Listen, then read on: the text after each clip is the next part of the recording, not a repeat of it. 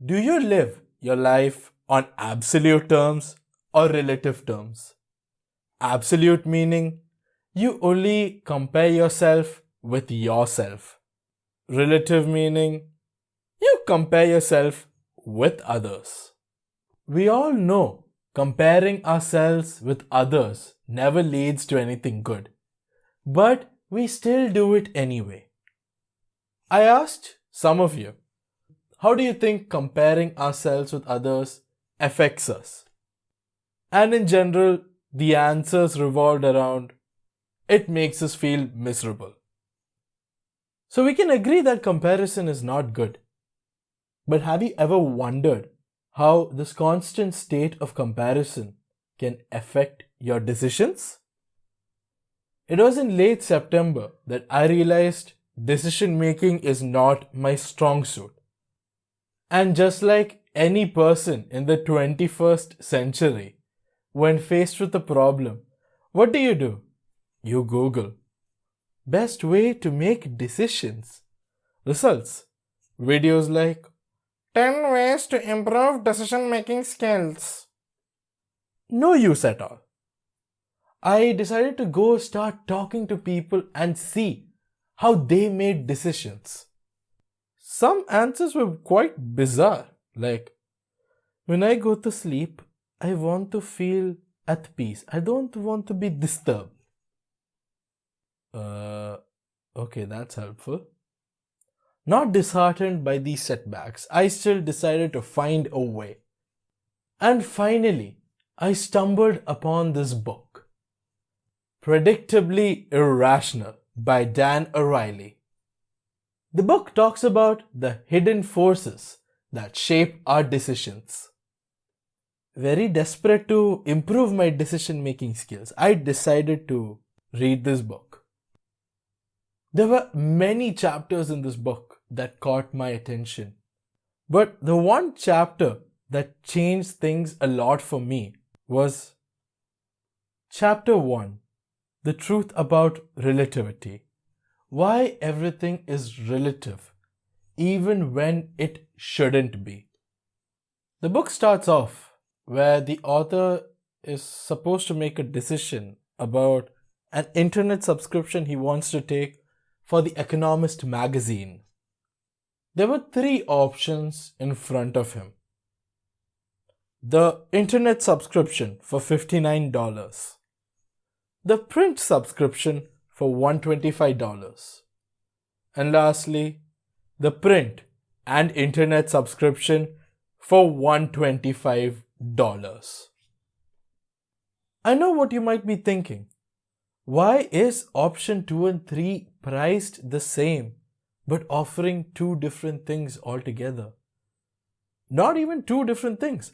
Option 3 is offering much more than option 2, but at the same price. At that moment when you are looking at it, I'm sure you'll think, wow, option 3 is so much better. It's such a steal. Might as well just take it.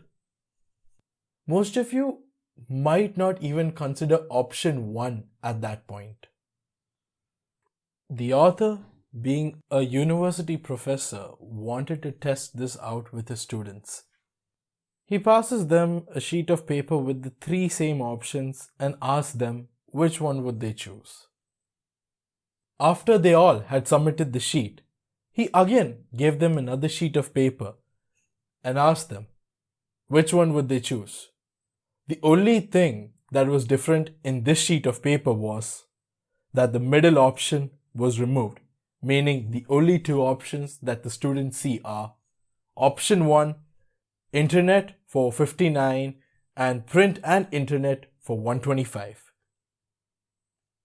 After calculating the results, he found out in the first sheet of paper, most of the students went for the third option because it seemed like a steal.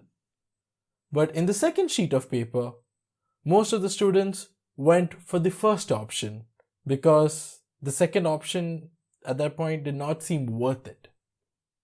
You see here, when we start to compare and make decisions, We might end up choosing one just because we think we're getting more out of it. But in reality, the options have been designed in that way to make us choose that option. Meaning, the people at The Economist magazine presented the options in such a way that they knew most of the people would end up choosing the third option, that is the internet and print for 125. But this is not only restricted to the people at The Economist magazine. There are so many other places that this is being implemented. And the best example I can think of is restaurants. Think about the last time you saw a restaurant menu. Do you remember the starters? Do you remember how highly overpriced they were? And that is not an accident. The options as starters are purposefully overpriced. So this leads you as a customer to choose more expensive main course dishes. Think about it. You skip the starters options altogether. You go to the main course. You don't end up choosing the cheapest main course options. You choose somewhere around the top 3 or the top 4 maybe. We think we are making amazing decisions, but in reality, we are making decisions the way they are presented to us. Another aspect that this chapter highlighted was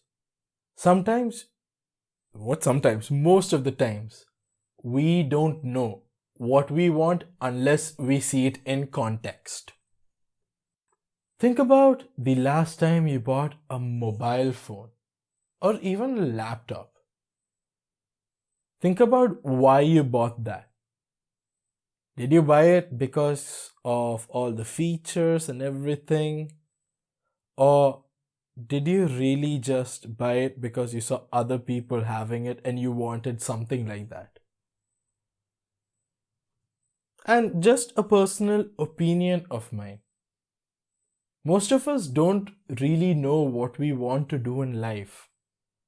And the reason why we might end up choosing engineering or studying medicine is just because almost everyone is doing it. And speaking from my own example in an engineering college, the moment we see something that we like and someone else doing it, we realized that's what we want to do. All in all, we've talked about how maybe relativity can help us make decisions. But the more important question is, are these decisions right for you?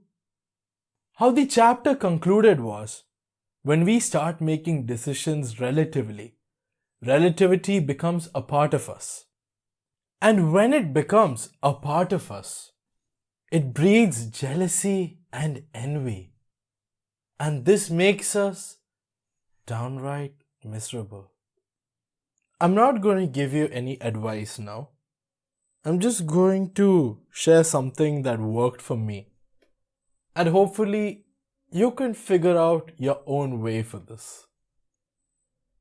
One thing you need to know about me is I'm someone who has been in public speaking for a long time.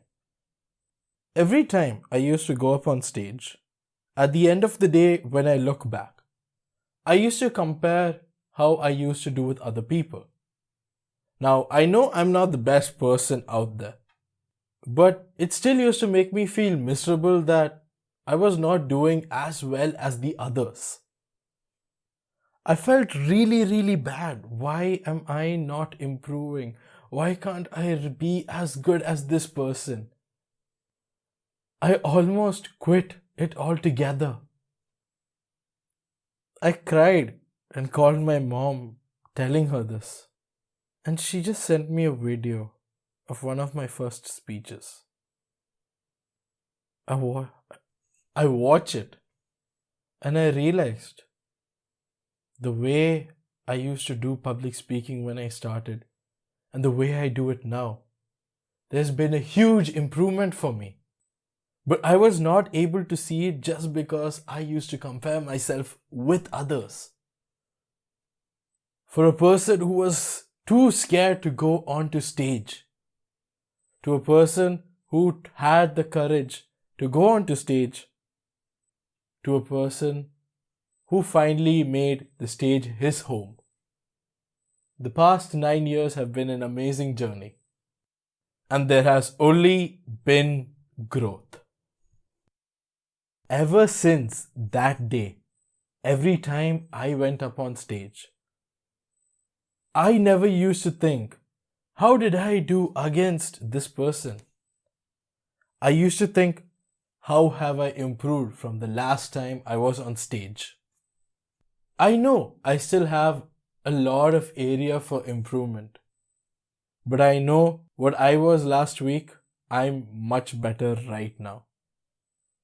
And starting to live life on absolute terms has started to make my decisions a bit more absolute. I started to think in terms of what I need rather than which option is better. Yes, there are times where I still struggle with it, but I know I'm making a conscious effort to live life on absolute terms. The question at the end of the day is, are you?